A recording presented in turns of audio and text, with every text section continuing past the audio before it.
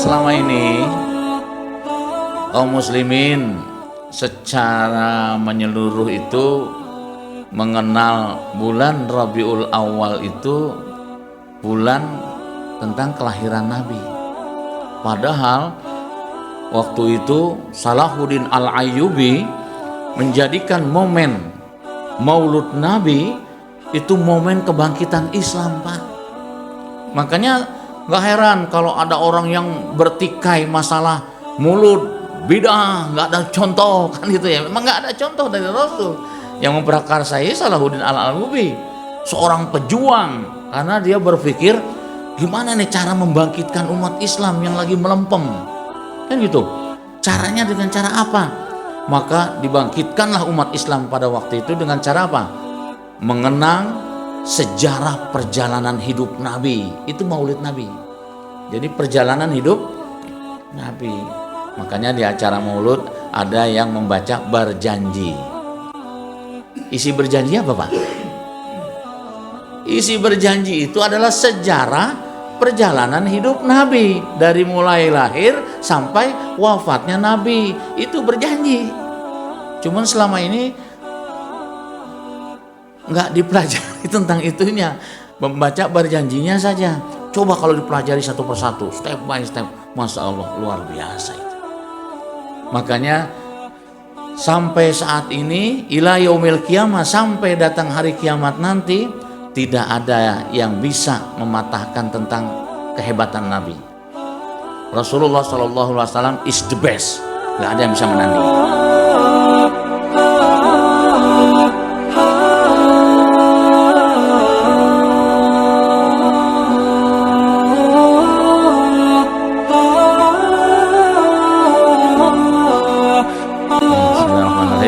Alhamdulillah nahmaduhu wa nasta'inuhu wa nastaghfiruh wa natubu ilaih. Wa na'udzu billahi min syururi anfusina wa sayyiati a'malina may yahdihillahu fala mudhillalah wa may yudhlilhu fala hadiyalah. Asyhadu an la ilaha illallah wahdahu la syarikalah wa asyhadu anna Muhammadan abduhu wa rasuluhu alladzi la nabiyya ba'dahu wa ba'du. Qala Allah ta'ala fil Qur'anil Karim, a'udzu billahi minasyaitonir rajim. Laqad kana lakum fi Rasulillahi uswatun hasanah liman kana yarjullaha wal yawmal akhir wa dzakarallaha katsira. Al-ayah. Alhamdulillah, jamaah salat subuh Masjid Uswatun Hasanah yang insyaallah menjadi yang terbaik, merupakan satu keniscayaan bagi orang-orang yang beriman, karena disebutkan oleh Allah dalam surat 3 ayat 110 itu, kuntum khairu ummah, kata Allah, bahwa kita merupakan umat yang terbaik. Ketika Allah Subhanahu wa Ta'ala sudah menetapkan bahwa kita menjadi umat yang terbaik, maka dengan tidak serta-merta kita menjadi umat yang terbaik, karena di situ Allah menggunakan kata khairu ummah. Menjadi yang terbaik itu kalau kita mau ikhtiarkan, makanya menggunakan kata khair. Maka salah satu ikhtiar kita bangun di pagi hari, kemudian kita laksanakan sholat sunnah fajar atau qoblah subuh, kita laksanakan sholat subuhnya, kemudian setiap ahad pagi itu ada kajian dilanjutkan lagi, insya Allah. Namun yang perlu kita ingat bahwa innamal a'malu binniyat wa innamal likulli imri'in ma nawa. Segala aktivitas yang kita lakukan itu sangat tergantung sekali dengan apa yang kita niatkan. Kata Rasulullah, apa yang kita niatkan, itulah yang akan kita dapatkan. Kalau pagi hari ini kita datang ke masjid, niat takmirul masajid, niat memakmurkan masjid, maka kita mendapat pahala memakmurkan masjid. Apa Pak pahala memakmurkan masjid? Di dalam salah satu hadis yang diriwayatkan oleh Imam Muslim, orang yang memakmurkan masjid itu nanti dimasukkan ke dalam surga oleh Allah Subhanahu wa Ta'ala tanpa ditanya. Bayangkan orang berduyun-duyun nunggu antrian untuk masuk surga. Kenapa? Karena kan ditanya oleh Allah satu persatu. Ini tiba-tiba ada orang yang dimasukkan ke dalam surga oleh Allah, udkhuli fi ibadi wadkhuli jannati. Silakan kalian masuk ke dalam surga dengan penuh ketenangan. Masya Allah. Siapa orang itu? Orang yang hatinya terpaut dengan masjid, orang yang selalu memakmurkan masjid, maka niat memakmurkan masjid itu menjadi hal yang niscaya. Jadi Bapak kalau datang ke masjid jangan lupa niat takmirul masjid, saya niat memakmurkan masjid. Yang kedua, begitu masuk ke masjid jangan lupa niat iktikaf fil masjid. Jadi setiap kita masuk masjid niat iktikaf. Arti iktikaf itu artinya berdiam diri di masjid. Bayangkan berlama-lama kita di masjid itu. Dari ada yang datang dari jam 4, setengah 4, setengah 5 misalnya Pak ya, sampai berakhir nanti selesai waktu suruh. Oh itu. Masya Allah luar biasa. Pahala orang yang iktikaf di masjid itu lebih baik dari bumi beserta isinya. Masya Allah itu luar biasa. Itu kalau diniatkan. Betapa pentingnya kita meragamkan niat. Setelah sampai di masjid, maka niatkan pula bersilaturahim. Apa pahala silaturahim? Pahala silaturahim, orang kita sering menyebutnya silaturahmi. Pahalanya 2, dipanjangkan usianya, dimakmurkan rezekinya. Masya Allah, itu luar biasa Pak. Itu kita dapatkan kalau kita niatkan. Kan hadis begitu menyebutkannya, segala aktivitas itu tergantung dengan niat. Kalau kita datang ke masjid niat sholat, hanya itu saja yang kita dapatkan. Tapi kalau kita niat memakmurkan masjid, kita iktikaf di masjid, karena ada pertemuan antara yang satu dengan yang lain, kan silaturahim namanya itu Pak ya. Niatkan juga silaturahmi. Pahalanya dipanjangkan usia, kemudian dimakmurkan rezekinya. Ini luar biasa. Kemudian setelah itu apa? Ada taklim. Nah, ada taklim. Man kharaja fi talabul ilmi fahuwa fi sabilillahi hatta yarji'a, kata Rasulullah. Barang siapa yang keluar dari rumah menuju ke satu tempat, apapun nama tempatnya, kemudian diniatkan untuk talabul ilmi, mencari ilmu, fahuwa fi sabilillah, sesungguhnya orang tersebut sedang berjuang di jalan Allah. Orang yang berjuang di jalan Allah itu 2 pahala yang diberikan oleh Allah Subhanahu wa taala. Yang pertama, iskariman, Allah muliakan sepanjang hidupnya. Masya Allah. Au mujtahidan, ketika dia mati Allah hadiahkan dengan husnul khotimah. Masya Allah. Luar biasa sebenarnya Pak. Makanya tidak heran umat Rasulullah Shallallahu Alaihi Wasallam diberikan usia pendek-pendek, tapi amalannya istimewa. Nah ini yang perlu kita pahami. Sebab kalau kita tidak pahami itu, sudah usia pendek, ternyata kita tidak mendapatkan keistimewaan dari amalan-amalan yang disiapkan oleh Allah Subhanahu Wa Taala bagi umat Rasulullah Shallallahu Alaihi Wasallam. Mudah-mudahan tidak ada istilah kata terlambat. Niatkan dari sekarang. Ya, apa niatnya tadi Pak? Takmirul masjid, memakmurkan masjid, iktikaf fil masjid, iktikaf di masjid, kemudian niat silaturahim, dan yang keempatnya thalabul ilmi. Niatkan dari sekarang agar kita mendapatkan nilai yang luar biasa dari Allah Subhanahu wa taala. Bapak-bapak dan ibu-ibu jamaah salat subuh Masjid Uswatun Hasanah. Pagi ini tema yang kita akan bawakan berkenaan dengan bulan Rabiul Awal. Yang kita ingat Pak, bulan Rabiul Awal itu apa Pak? Mulut. Kalau mulut mah kudu ada yang dimasukin ke mulut atau Pak. Mulut. Nah berarti harus ada yang dimasukkan ke mulut. Namanya juga mulut Pak. Iya. Memang selama ini kaum muslimin secara menyeluruh itu mengenal bulan Rabiul Awal itu bulan tentang kelahiran Nabi. Padahal waktu itu Salahuddin Al-Ayyubi menjadikan momen Maulud Nabi itu momen kebangkitan Islam, Pak. Jadi bukan hanya sekedar mauludan kan itu ya, tapi dijadikan momen kebangkitan Islam. Kenapa? Karena yang memprakarsai acara Maulud Nabi itu adalah Salahuddin Al-Ayyubi.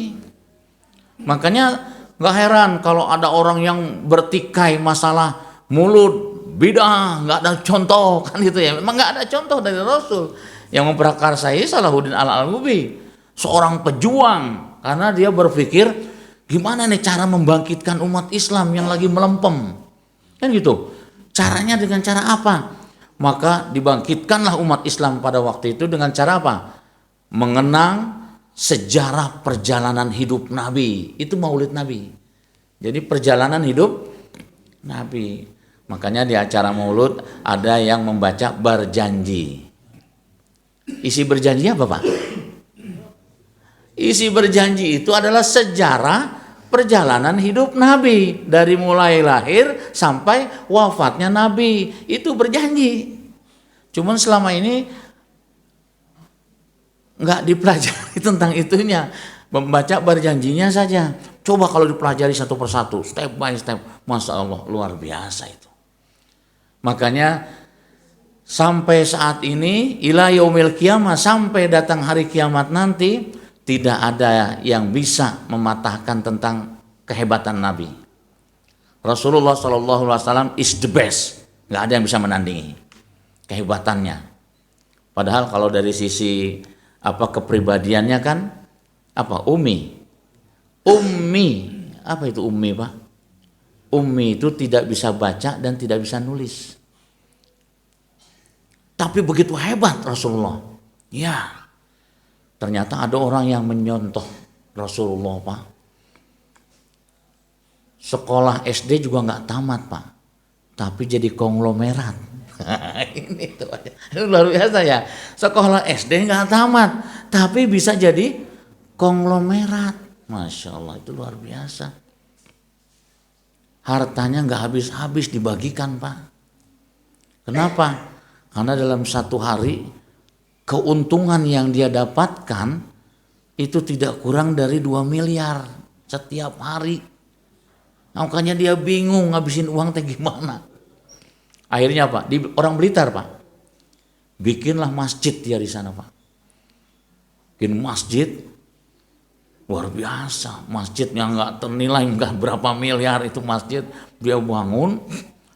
Kemudian apa yang terjadi? Dia punya 12 SPBU. 12 SPBU itu diinfakkan untuk operasional masjid. Itu luar biasa. Kita kan mau bangun masjid, heseknya bukan main, Pak ya. Pak dorong-dorong kalau urusan bangun masjid, Pak ya. Oh, kamu aja lah, kamu aja, akan begitu biasanya. Padahal janji Allah itu ketika kita ikut terlibat ya untuk pembangunan rumah Allah, maka Allah akan berikan kemudahan sehingga kita seperti keran itu mengucurkan dana. Itu seperti Pak Haji itu, dia bilang saya emang gak lulus SD, tapi SPBU-nya 12, pabriknya ada 15. Itu luar biasa. SD juga gak lulus. Nah, disinilah nampaknya. Ternyata kata kuncinya cuma satu, Pak. Al-yadul ulya. Hanya kuncinya itu. Naon al-yadul ulya, Pak? Ternyata orang tersebut banyak ngasih, banyak memberi. Contohnya Allah Subhanahu wa taala adalah sosok yang mengajarkan kepada kita untuk banyak ngasih, banyak memberi. Coba aja, Pak, bayangkan oleh kita. Siapapun manusianya, dia beriman atau tidak beriman, tetap dikasih oleh Allah. Kalau kita kan naonan mere orang yang nggak beriman kan begitu ya. Kalau kita kan gitu ya. Tapi Allah nggak begitu. Kasih, dikasih terus dikasih. Dan nggak pernah berhenti Allah memberikan nikmat ya, bermacam-macam termasuk materi itu. Terus akhirnya banyak dipraktekkan sekarang itu Pak oleh orang-orang. Konsepnya apa? Dia banyak ngasih. Salah satunya yang lain misalnya Yusuf Hamka. Ya kan? Yusuf Hamka juga begitu. Yang punya jalan tol Cimundauh itu kan Yusuf Hamka. Itu diinfakkan Pak sama dia. Masya Allah. Jadi janji Allah itu orang yang banyak infak itu tidak jatuh miskin, justru malah berlimpah. Sampai kata Allah, wallahu yudha'ifu liman yasha. Aku akan lipat gandakan hartanya, bahkan pahalanya sampai yang tak terhingga banyaknya. Itu janji Allah. Janji Allah pasti. Insya Allah di bulan Rabiul Awal ini ayana teh tos kaping sabaraha Rabiul Awal Pak. Nah, kalau sudah nyebut bulan Hijriah teh rada mikir panjang itu teh. Ayana teh kaping sabarahanya. Kalau bulan Masehi apal? Ya tanggung bulan. Kalau bulan Masehi langsung apal? Ayana teh tanggung bulan. Masya Allah. Kita mulai belajar Pak, mempelajari bulan Hijriah. Sekarang ini sudah masuk tanggal 8 Rabiul Awal. Nah di bulan ini secara tidak langsung Allah Subhanahu wa Ta'ala mengingatkan kepada kita tentang sosok pemimpin. Maka tema yang diangkat pada kesempatan pagi hari ini adalah profil kepemimpinan Rasulullah Sallallahu Alaihi Wasallam. Selama ini kalau kita berbicara tentang pemimpin atau kepemimpinan, seringkali tertuju pada orang. Nah, seringkali begitu. Jadi kalau berbicara tentang pemimpin, seringkali nggak pernah kita nunjuk diri kita, tapi yang kita tunjuk orang lain. Padahal kata Rasulullah, apa gimana kata Rasulullah?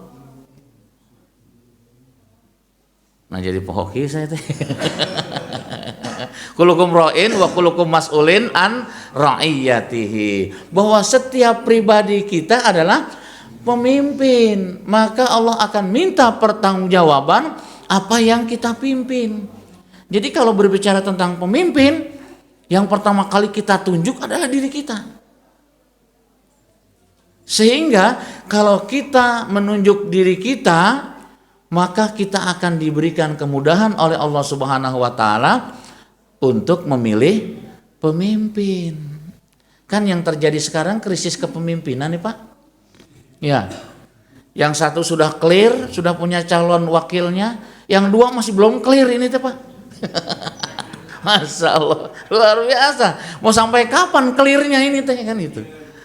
Bayangkan tuh, krisis kepemimpinan. Padahal kalau tadi ya, masing-masing kita tunjuk diri kita bahwa saya adalah seorang pemimpin. Pertama, Allah akan minta pertanggungjawaban tentang kepemimpinan kita sebagai seorang laki-laki. Dan begitu juga wanita. Allah akan minta pertanggungjawaban kepemimpinan seorang wanita. Bahwa kita akan diminta pertanggungjawaban kelaki-lakian kita, wanita akan diminta pertanggungjawaban kewanitaannya. Itu pasti. Apakah kita masih berada di garis tentang kelaki-lakian kita? Yang wanita juga masih berada di garis kewanitaannya atau tidak? Kenapa? Karena sekarang sudah mulai banyak yang bergeser. Laki-laki tidak berada di garis laki-lakiannya, tapi kewanita-wanitaan kan itu. Iya, itu akan diminta pertanggungjawaban oleh Allah Subhanahu wa Ta'ala.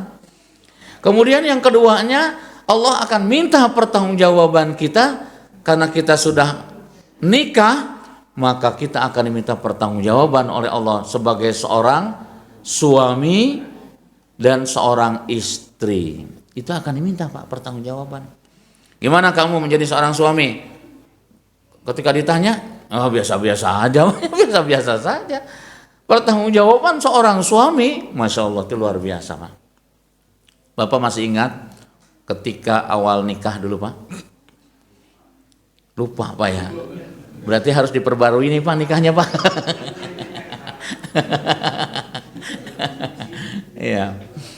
Jadi pada saat kita akad nikah, biasanya itu petugas Departemen Agama itu nanyain ke kita dulu Pak ya, apakah mau dibacakan sigot taklid?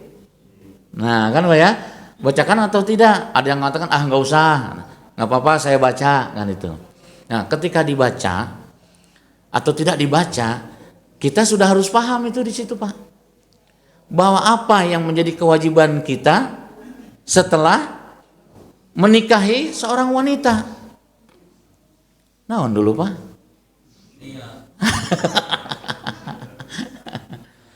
Di dalam sigot taklid itu disebutkan wa asiru bil ma'ruf, bahwa kita diminta untuk menggauli istri kita itu atau mensikapi istri kita itu dengan cara yang ma'ruf, dengan cara yang paling baik Pak. Nah maka kita tanya diri kita sekarang, apakah selama ini kita menjadi seorang suami yang bisa memberikan banyak kebaikan kepada pasangan kita? Nah ini harus kita tanya. Jadi diri kita sendiri, makanya nggak perlu menanyakan orang lain. Kita tanya, aduh ternyata saya tidak begitu misalnya. Kalau ternyata kita tidak bersikap wa asiru bil ma'ruf kepada pasangan kita, Allah masih memberikan ruang kepada kita, wasari'u ila maghfiratim mir rabbikum, kata Allah. Bersegeralah kamu untuk bertaubat. Karena persoalan dalam rumah tangga itu ketika kita tidak memposisikan diri kita sebagai tadi seorang suami, sebagai seorang istri. Padahal kan kita tahu ketika seorang laki-laki wanita dia bersatu dalam misaqon gholizon, diikat oleh Allah Subhanahu wa taala dengan ikatan yang sangat kokoh, maka secara otomatis rizkinya itu jadi dua. Iya kan? Tadinya kan membawa rizki masing-masing nih. Begitu nikah jadi dua. Tapi kenapa kok saya bukan malah dua jadi setengah misalnya kan itu ya. Nah rizki saya malah jadi setengah kan gitu. Harus ada yang kita review kembali. Jangan-jangan kita belum melaksanakan apa yang menjadi kewajiban kita sebagai seorang suami, yaitu wa'asiru bil ma'ruf. Nah ini sangat penting Pak. Kemudian bagi seorang istri sudah barang tentu, karena suaminya itu memberikan kebaikan, karena sikap baiknya itulah akhirnya Allah perintahkan untuk memberikan nafkah lahir batin. Jadi nafkah lahir batin itu diberikan kepada pasangan karena kebaikan. Tapi kalau tidak ada dasar kebaikan, diberikan nafkah lahir dan batin, sehingga apa yang terjadi ketika tidak enak dalam kondisi KDRT yang terjadi. Karena tidak ada kebaikan dalam jiwanya. Makanya yang pertama kali diperintahkan oleh Allah Subhanahu wa taala adalah bersikap baik kepada istrinya. Nah ini sangat penting. Maka Allah akan minta pertanggungjawaban kepada kita sebagai seorang suami. Benar nggak kamu sudah berbuat baik kepada istrimu? Akan diminta pertanggungjawaban. Masya Allah, sangat mengerikan sebenarnya. Jadi berlapis-lapis itu pertanyaan dari Allah nanti itu. Secara pribadi laki dan wanita, kemudian sebagai seorang suami atau istri. Nah seorang istri karena suami sudah memberikan begitu kebaikan berupa lahir batin nafkah, maka tidak ada cara yang lain kecuali seorang istri wajib taat kepada suami secara total. Nah mudah-mudahan didengar oleh istri ini yang ada di sini kan gitu ya. Yang nggak ada tolong disampaikan ke rumah nanti bahwa istri itu wajib taat kepada suami total, kecuali dalam dua hal yang tidak boleh taat. Ketika suami memerintahkan untuk berbuat maksiat, maka istri tidak boleh taat di situ. Yang kedua, ketika suami memerintahkan untuk berbuat syirik, maka tidak boleh taat di situ. Selain yang dua itu total. Sampai saya sering menyampaikan ekstrimnya Pak, seorang suami karena senangnya mabok, ya. Pulang ke rumah mabok Pak, tolong ambil air, sambil mabok gitu ya, buatin air saya. Kemudian istrinya merasa, apa coba, apa-apaan saya ngasih minum orang mabok, begitu, itu dosa istri teh, dosa. Kenapa? Karena ketaatan seorang istri kepada suami total, kecuali yang dua hal tadi. Nah ini pelajaran buat istri-istri kita sama. Jadi total, kecuali dua hal tadi. Sampai dalam kondisi ekstrim tadi, mabok pun ketika dia minta buatkan minum, buatkan minum. Nah yang idealnya itu kan, ini terjadi kan kasus seorang preman pulang ke rumahnya, istrinya itu orang baik. Begitu suaminya datang pulang ke rumah dalam keadaan teler seperti itu, kemudian disambut sama istrinya. Kenapa? Karena istrinya masih berharap suaminya jadi orang benar. Akhirnya apa? Udah jalan juga udah miring-miring gitu Pak ya. Disuruh duduk, udah duduk, kata istrinya, "Papa mau minum apa?" Itu ditawarin Pak. Bukan hanya ditolak tapi ditawarin. "Bapak mau minum apa?" Jadi tambah maboknya gitu Pak. Minum. "Tolong buatkan kopi," katanya kan gitu. "Baik Pak, bikin kopi." Nah, ketika bikin kopi, seorang istri itu Pak sambil nyeduh kopi, kemudian dia doakan Pak. Masya Allah, didoakan, bukan dikasih.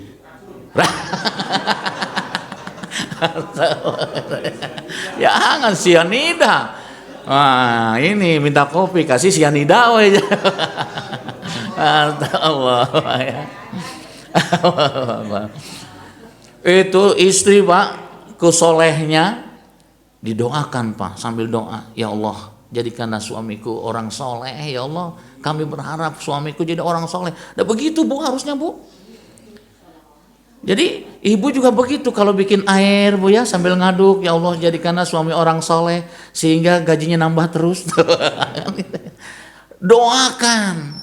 Jadi nggak hanya sekedar bikin teh, bikin kopi, tidak, doakan. Apa yang terjadi?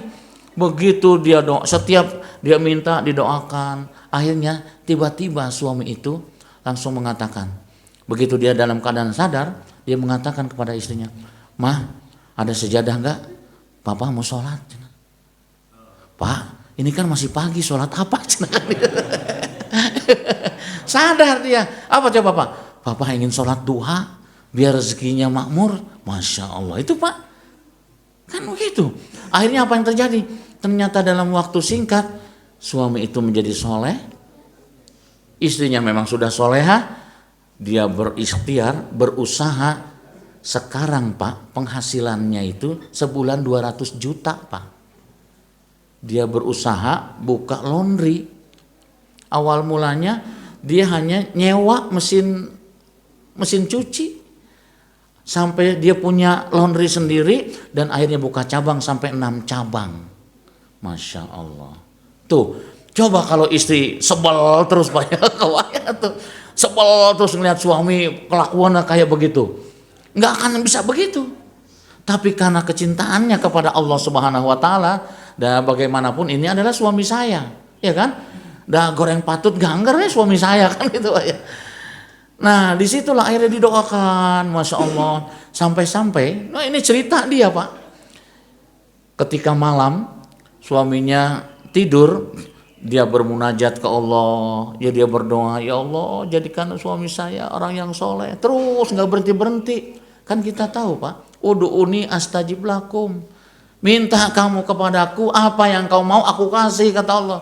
Dengan tulus istrinya itu, dia berdoa ke Allah, akhirnya dikabulkan oleh Allah Subhanahu Wa Taala. Ini Masya Allah, ini luar biasa.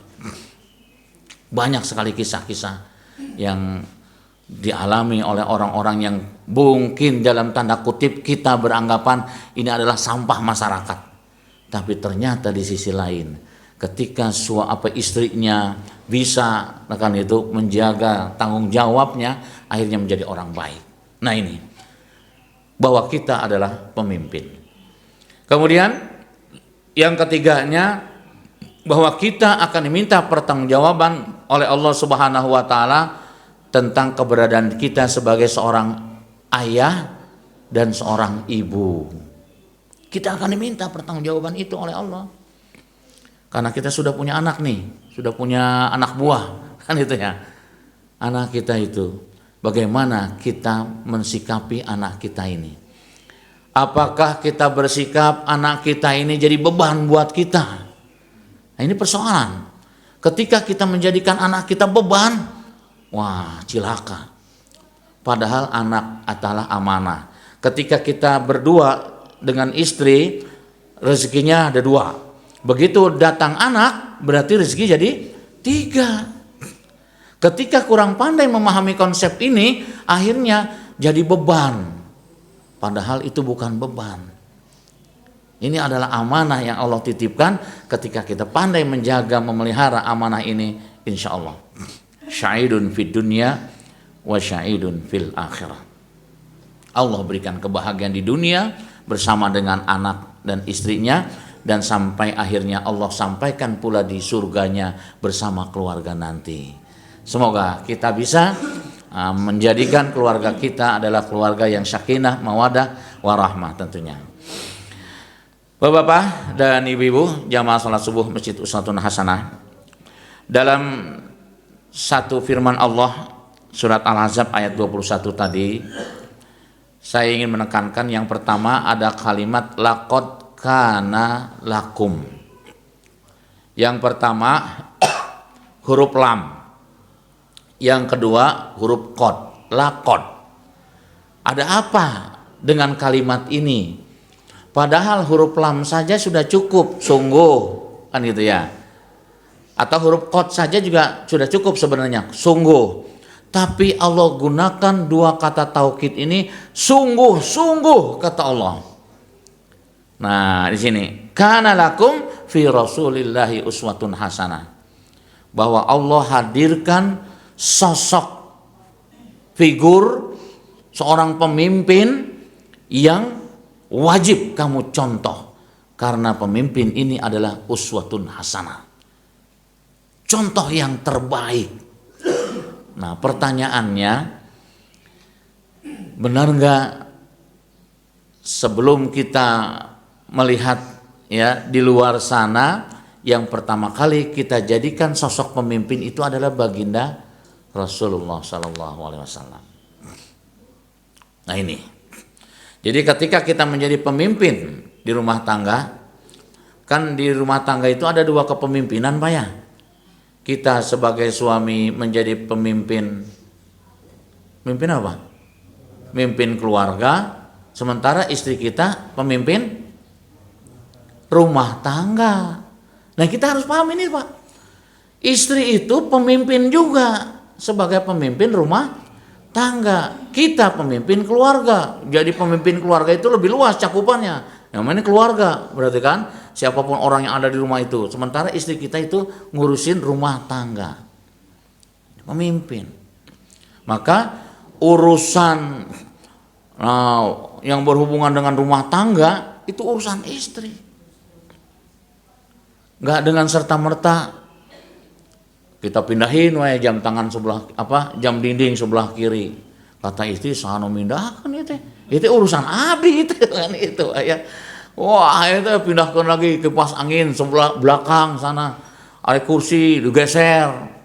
Tiba-tiba kompor simpen di ruang tamu. Waduh, ini berantakan gini. Rumah tangga itu urusan istri.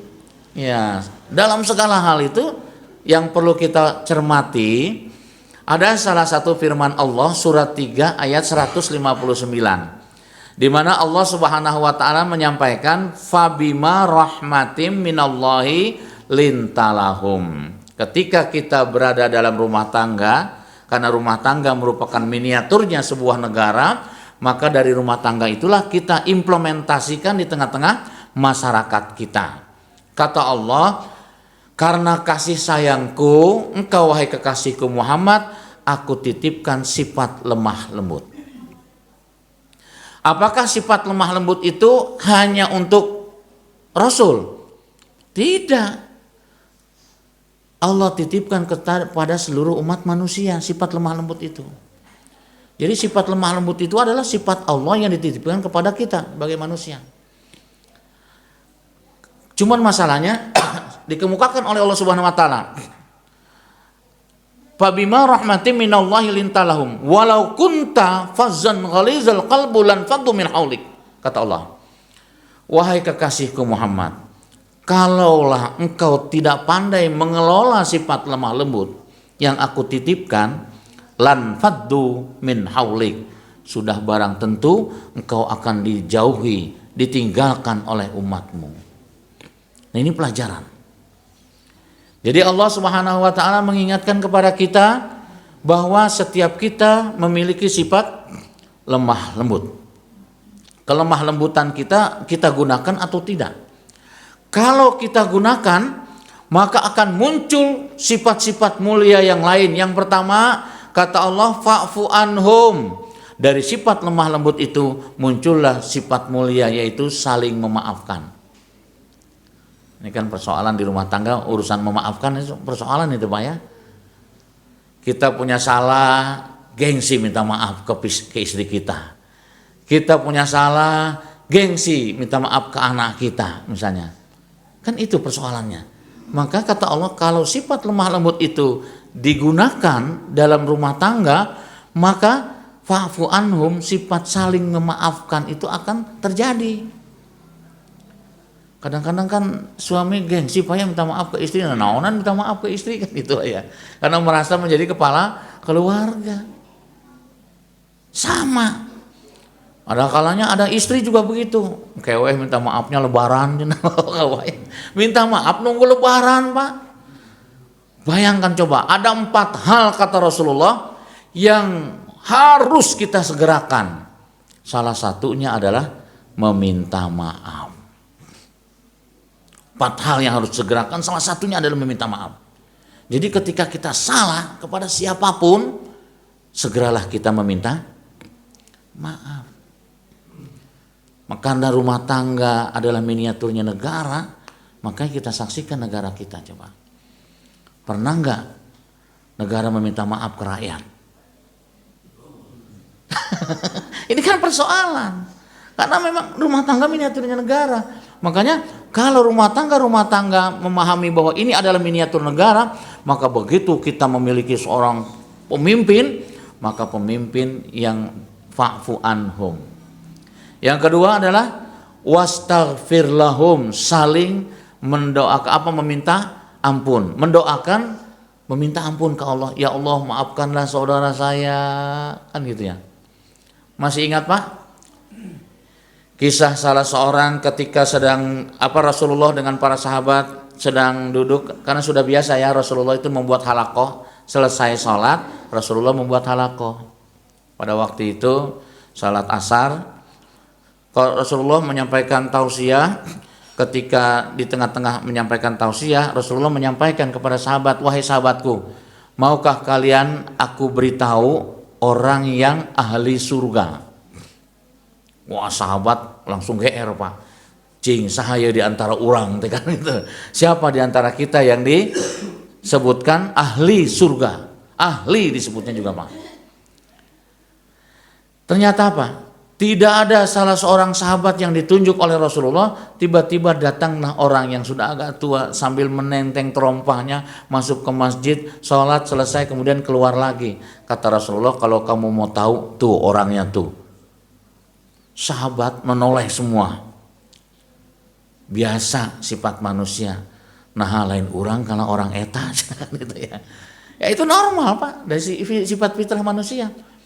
Keesokan harinya Rasulullah menyampaikan hal yang sama. Orang yang kemarin datang lagi. Kata Rasulullah, tuh dia orangnya ahli surga.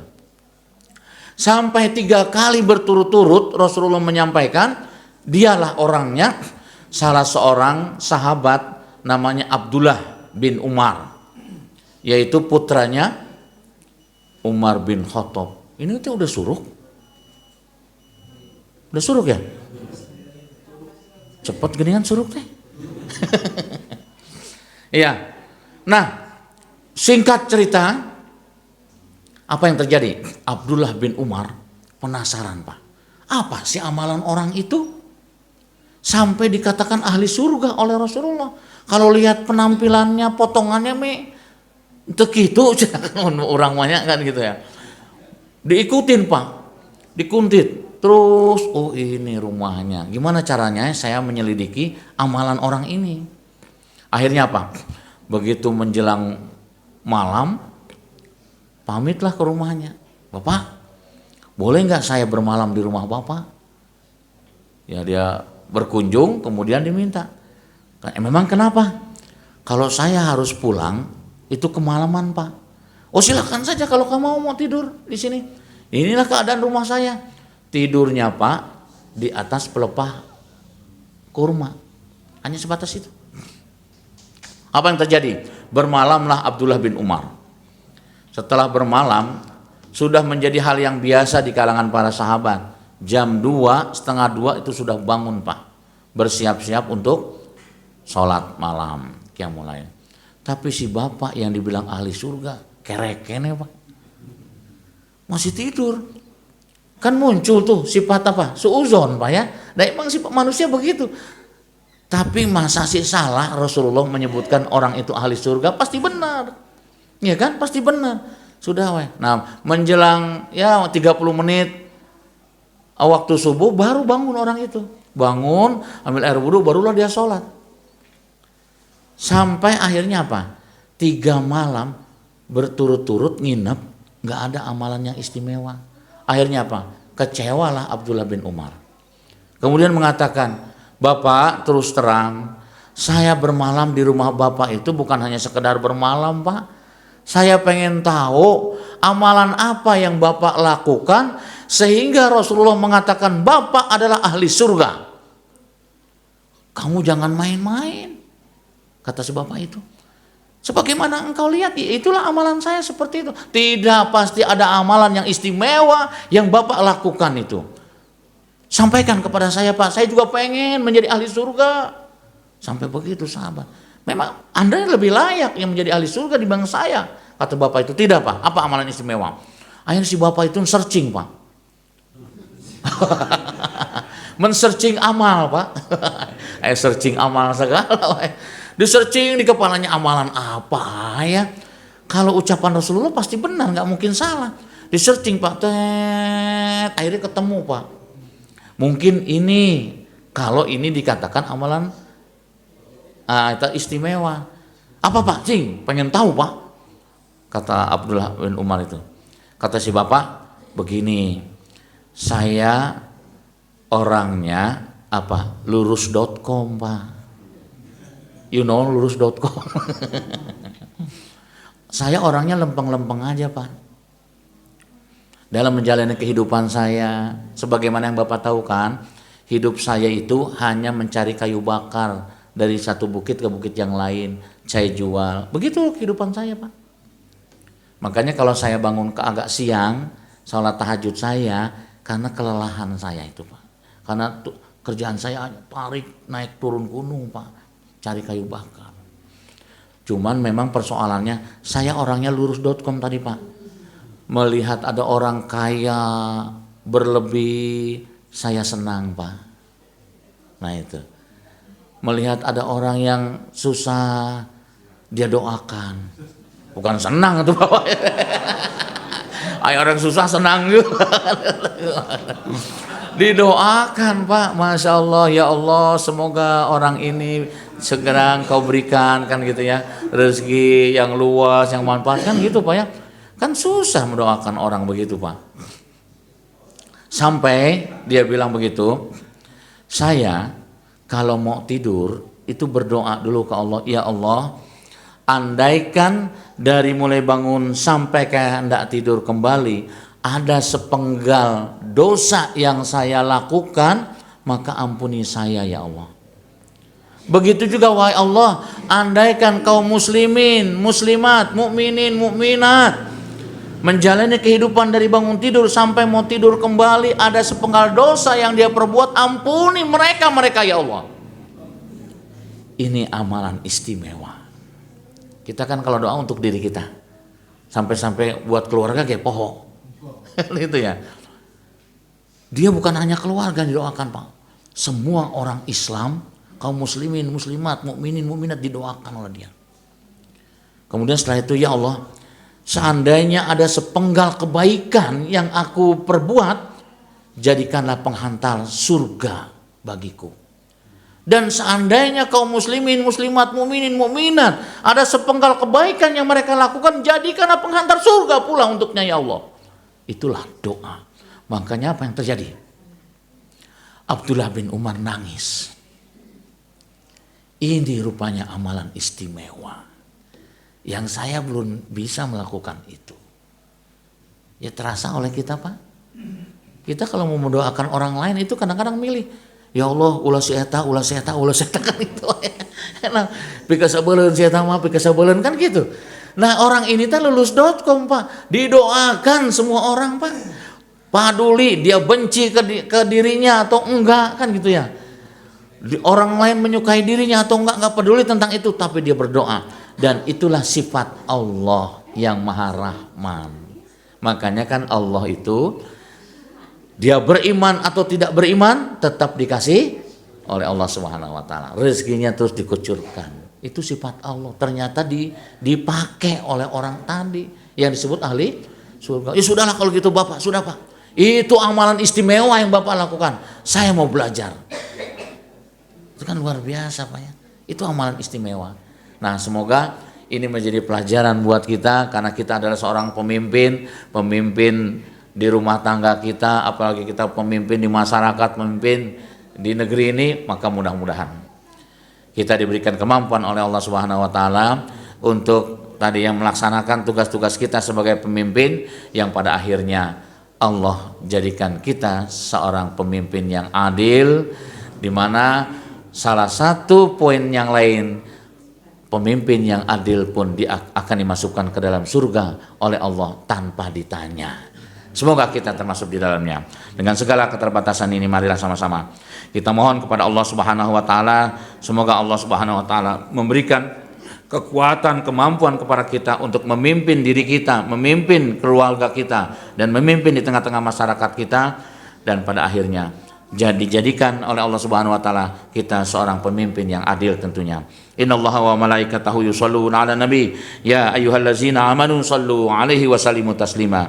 Hamdan syakirin, hamdan na'imin, hamdan yuwafi ni'amahu wa yukafi mazidah. Ya Rabbana, ya Rabbana, ya Rabbana lakal hamdu wa lakal syukru kama yanbaghi li jalal karim wa 'azimi sultanik. Allahumma inna nas'aluka ridhaka wal jannah wa na'udzubika min sakhatika wan nar.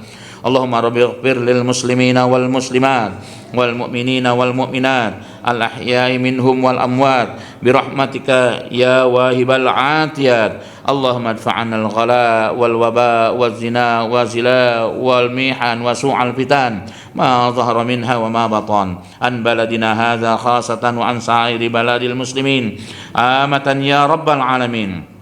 Allahumma 'allif baina qulubihim waslih zata bainihim wansurhum ala aduwika wa aduwihim. Allahumma al'an kafarata ahlal kitab allazi yasudduna an sabilik wa yukadzibuna rusulak wa yuqatiluna awliya'ak. Allahumma khallib baina qalbihim wa zalzil aqdamahum wa anzil bihim ba'saka allazi la tarudduhu 'anil qaumil mujrimin. Allahumma a'izzal islam wal muslimin. Allahumma a'izzal islam wal muslimin. Allahumma a'izzal islam wal muslimin wa azil syirka wal musyrikin wansur ibadakal muahidin. Allahumma rabbana atina fid dunya hasanah wa fil akhirati hasanah wa qina azabannar. Subhana rabbika rabbil izzati amma yasifun wassalamun alal mursalin walhamdulillahi rabbil alamin. Aqulu qouli hadza wa astaghfirullahal azim li wa lakum. Assalamualaikum warahmatullahi wabarakatuh.